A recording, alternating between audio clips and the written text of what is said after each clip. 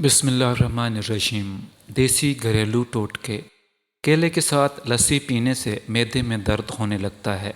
کھیرا اور تربوز کھانے کے بعد پانی نہیں پینا چاہیے کیونکہ اس سے ہیضہ ہو سکتا ہے۔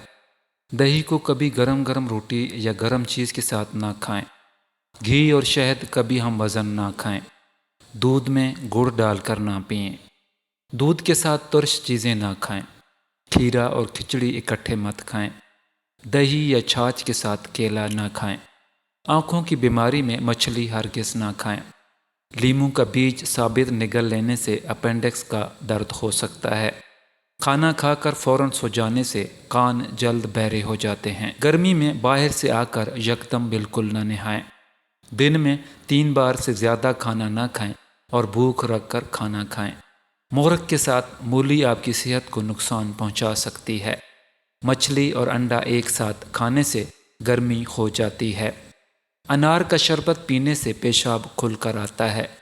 تلسی کے پتے چبانے سے پیشاب کی جلن دور ہو جاتی ہے۔ ادرک کا رس اور گھی ملا کر پینے سے کمر درد ٹھیک ہو جاتی ہے۔